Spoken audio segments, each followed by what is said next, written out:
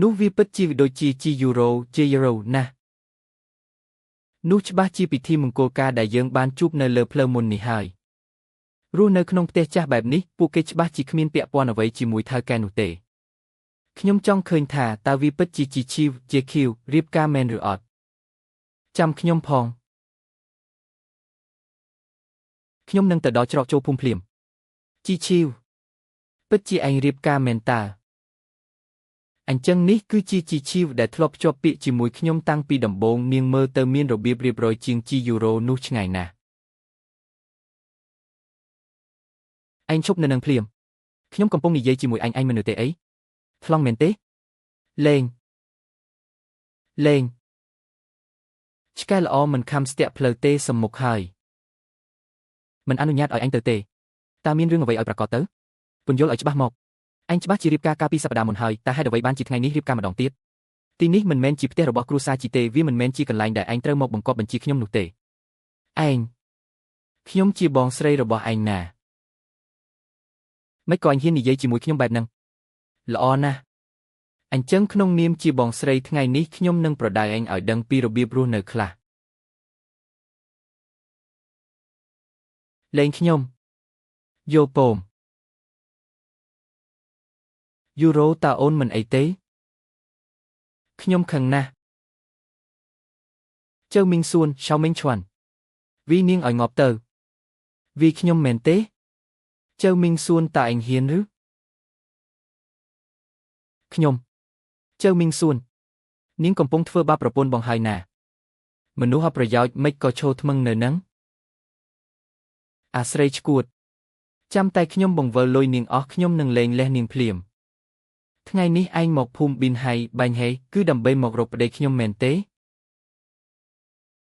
ប្តីរបស់ហែងអ្នកដែលយើងត្រូវជួបគឺជាថៅកែត្រកូលចឹងមែនទេសម្រាប់ពិភពខាងក្រៅគាត់មិនដែលបង្ហាញព័ត៌មានអ្វីឡើយមេភូមិក៏មិនបានប្រាប់ខ្ញុំដែរខ្ញុំក៏មិនសូវច្បាស់ដែរអញ្ចឹងមិនមែនជាគាត់ទេជីឈីវប្តីរបស់ឯងគ្មានអ្វីក្រៅពីប្រុសក្រីក្រម្នាក់នោះទេឈប់លើកដំកើងខ្លួនឯងនៅទីនេះហើយព្យាយាមតោងថៅកែធំនោះទៅ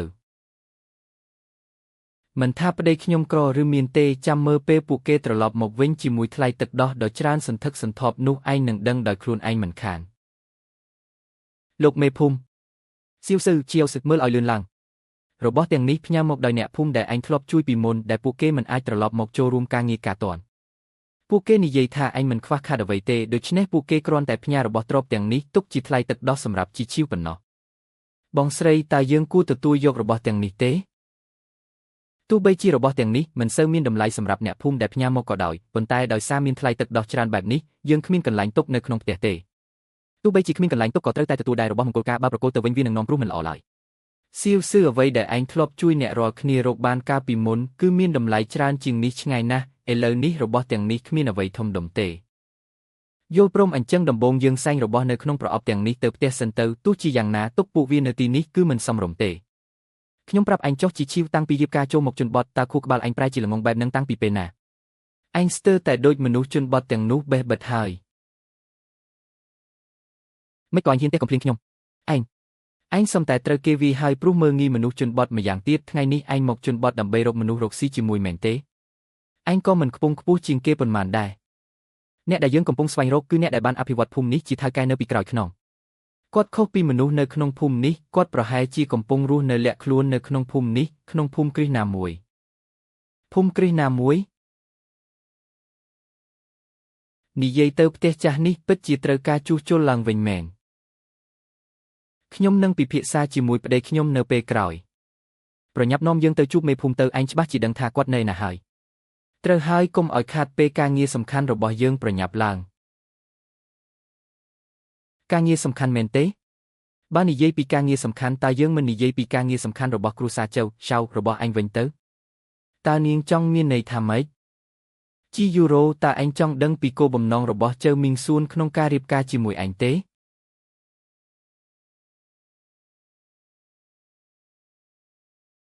គោលបំណងពិតប្រាកដមែនទេជីឈីវនាងដឹងរឿងនេះហើយខ្ញុំចង់ប្រើលុយគ្រួសារជីដើម្បីសងបំណុលក្រុមហ៊ុនវាមិនគួរជាបែបនេះទេ តើមីងសួនពិតជាលាក់បាំងអ្វីម្យ៉ាងពីខ្ញុំមែនឬតាំងពីនាងរៀបការចូលគ្រួសារជើមកនាងដើរទិញអីវ៉ាន់រាល់ថ្ងៃតើនាងដឹងពីស្ថានភាពបច្ចុប្បន្នរបស់គ្រួសារជើយើងទេម៉ាក់កំពុងនិយាយពីអ្វីហ្នឹងស្ថានភាពអ្វីមានរឿងអ្វីកើតឡើងចំពោះគ្រួសារជើតើមានបញ្ហាហិរញ្ញវត្ថុអ្វីខ្លះមីងសួនបងយូរ៉ូអូនជាសមាជិកគ្រួសារជើរបស់យើងនាងច្បាស់ជាចង់បំបែកបំបាក់យើងហើយអូនដាច់ខាតគុំជឿពាក្យមិនសមហេតុផលរបស់នាងឲ្យសោះខ្ញុំបំបែកបំបាក់ពួកឯងមែនទេខ្ញុំប្រាថ្នាឲ្យពួកឯងទាំងពីរនាក់ដែលជាគូមិនបានការនេះនៅជាប់គ្នាជារៀងរហូតចុះអ្វីដែលឯងទៅតែនិយាយមុននេះតើវាមានន័យយ៉ាងម៉េចឲ្យប្រាកដឯងអាចទៅពិនិត្យមើលស្ថានភាពហិរញ្ញវត្ថុរបស់ក្រុមហ៊ុនជើគ្រប់ Shaw Group ទៅពេលនោះឯងនឹងដឹងហើយតើនាងកំពុងនិយាយរឿងឈួតអ្វីហ្នឹងឈប់ទៅតើអ្នកឯងជាអ្នកណាមិនក៏ហ៊ានមកធ្វើបាបពួកយើងប្រពន្ធរបស់សៀវស៊ឺខ្ញុំអ្នកទាំងអស់គ្នានៅខាងក្នុងចេញមកឲ្យលឿនប្រញាប់ឡើងកូនក្រមុំត្រូវគេវាយហើយនរណាហ៊ានវាយប្រពន្ធរបស់សៀវស៊ឺខ្ញុំគិតថាវាប្រហែលជាចង់ងាប់ហើយ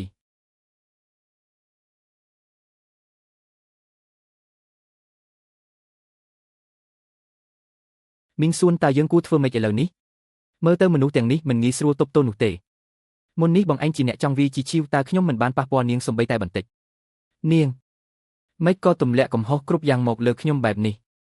ពិតជាគូស្នេហ៍ដ៏ស័ក្តិសមមែនរត់ចោលគ្នានៅពេលមានគ្រោះថ្នាក់ជាគូដែលមិនបានការខ្ញុំស្មានតែពួកឯងទាំងពីរមានទំនាក់ទំនងល្អណាស់តើកុំអួតពេកអីពួកយើងមិនបានធ្វើអ្វីឯងឡើយបើឯងហ៊ានឲ្យពួកគេវាយខ្ញុំនឹងហៅប៉ូលីសហើយហៅប៉ូលីសមែនទេខ្ញុំបានឃើញអ្វីគ្រប់យ៉ាងមុននេះឯងជាអ្នកចង់វាយប្រពន្ធរបស់សៀវស៊ឺរបស់យើងតើឯងប្រើដៃណាដើម្បីវាយនាងហុចកាំបិតមកខ្ញុំទេខ្ញុំគ្រាន់តែលេងសើចទេខ្ញុំមិនបានវាយនាងពិតមែនទេសូមកុំកាប់ដៃខ្ញុំអីលោកបងម្នាក់នេះសូមមេត្តាលើកលែងទោសឲ្យប្តីខ្ញុំផងខ្ញុំសូមអង្វរមើលជីឈីវទៅតានាងមិនមែនធម្មតាមែនទេពួកយើងមិនបានធ្វើអ្វីទាំងអស់ត្រូវហើយតើពួកឯងកំពុងធ្វើអីហ្នឹងលេងខ្ញុំទៅគេជាប្តីរបស់នាងតើវាជាការបញ្ជារបស់នាងឲ្យគេធ្វើបាបប្រពន្ធរបស់សៀវស៊ឺមែនទេជីឈីវមើលសម្លៀកបំពាក់ពួកគេទៅពួកគេមើលទៅដូចជាអ្នកក្រុងតើឯងធ្លាប់មានគំនុំឬចំនួនជាមួយពួកគេពីមុនទេតើនេះជាមូលហេតុដែលពួកគេមកភូមិប៊ីនហៃរបស់យើងដើម្បីបង្កចំនួនក្នុងពិធីការឯងនិងសៀវស៊ឺមែនទេជីឈីវកុំបារម្ភអីទោះបីជាសៀវស៊ឺមិននៅទីនេះប៉ុន្តែពួកយើងនៅទីនេះគ្មាននរណាហ៊ានប៉ះពាល់ឯងឡើយសាច់ញាតិរបស់សៀវស៊ឺថែរក្សាខ្ញុំល្អជាងជីសុងជេឆេងដែលជាឪពុកគ្មានបេះដូងរបស់ខ្ញុំទៅទៀតពេលវេលា30ឆ្នាំដំបូងនៅក្នុងគ្រួសារជីគឺរស់នៅដោយឥតប្រយោជន៍ពិតមែនជីឈីវខ្ញុំជាបងស្រីរបស់ឯងណាប្រញាប់ប្រាប់ពួកគេឲ្យលែងខ្ញុំទៅត្រូវហើយជីឈីវខ្ញុំជាបងថ្លៃរបស់ឯងប្រញាប់ប្រាប់ពួកគេឲ្យដោះលែងពួកយើងទៅតើមានរឿងអ្វីកើតឡើងឲ្យប្រកាសនៅទីនេះពួកអ្នកឯងទាំងពីរជាគ្រួសារតែមួយមែនទេមិនក៏ខ្ញុំមិនដែលឮថាគ្រួសារជីមានកូនស្រីម្នាក់ទៀតអញ្ចឹងជីឈីវតានាងជាបងប្អូនជីដូនមួយរបស់ឯងមែនទេតើរឿងនេះវាថាម៉េចទៅខ្ញុំនិងនាងមានឪពុកជាមួយគ្នាប៉ុន្តែម្ដាយផ្សេងគ្នាគឺតែប៉ុណ្ណោះខ្ញុំបានកាត់ផ្ដាច់ពីគ្រួសារជីតាំងពីយូរណាស់មកហើយមិនក៏ធ្វើពុតជាខ្ពង់ខ្ពស់ម្លេះមិនមែនមកពីឯងមិនបានរៀបការចូលគ្រួសារអ្នកមានទ្រព្យសម្បត្តិដូចបំណងឲ្យមកខឹងពួកយើងទេអីជីយូរ៉ូយល់ដល់ពួកយើងធ្លាប់ជាគ្រួសារតែមួយខ្ញុំនឹងប្រមានឯងជាលើកចុងក្រោយជើមីងសួនការដែលគេរៀបការជាមួយឯងគឺដើម្បីតែលេបយកទ្រព្យសម្បត្តិដែលម្ដាយខ្ញុំបន្សល់ទុកឲ្យគ្រួសារជីឲ្យអស់ដើម្បីយកទៅប៉ះពាល់រុនហេរ៉ានវត្ថុដែលខ្វះខាតរបស់ក្រុមហ៊ុនជើគ្រប់ប្រទេសឯងនិយាយថាម៉េចនាងពិតជាដឹងរឿងនេះមែនហេរ៉ាញ់វត្ថុក្រុមហ៊ុនយើងកំពុងជួបបញ្ហាពិតមែនកុំជឿពាក្យមិនសមហេតុផលរបស់នាងឲ្យសោះការដែលទំនាក់ទំនងរបស់អូននិងនាងមិនល្អគឺជារឿងពិតប្រាកដមិនក៏ស្រាប់តែនាងមានចិត្តល្អមកប្រាប់ការពិតដល់អូនបែបនេះក្រុមហ៊ុនយើងកំពុងដំណើរការយ៉ាងល្អគឺគ្មានបញ្ហាហិរញ្ញវត្ថុអ្វីតតែសោះគ្រាន់តែត្រដកខ្យល់តែប៉ុណ្ណោះជីឈីវស្រីចង្រៃនោះច្បាស់ជាចង់ប្រើឱកាសនេះនៅចំពោះមុខមនុស្សទាំងអស់ដើម្បីមួលបង្កាច់ប្តីខ្ញុំនិងចង់បង្ហាញថានាងរៀបការបានប្តីល្អជាងខ្ញុំមិនខានស្រីឈួតតើអូនកំពុងធ្វើអីហ្នឹងខាងគេមានគ្នាច្រើនណាស់ពួកយើងមិនអាចទល់ឈ្នះទេពួកយើងមានការងារសំខាន់ត្រូវធ្វើប្រញាប់ចាក់ចេញពីទីនេះទៅល្អជាងការមកភូមិប៊ីនហៃថ្ងៃនេះគឺដើម្បីជូនមីងសួនមករកថៅកែនោះពួកយើងមិនអាចឲ្យខូចការធំដោយសាររឿងតូចតាចនេះឡើយចាំថ្ងៃក្រោយសឹមរកឱកាសដោះស្រាយជាមួយជីឈីវទៀតប្រញាប់នាំពួកយើងទៅរកលោកមេភូមិទៅពួកយើងមានការងារជាមួយគាត់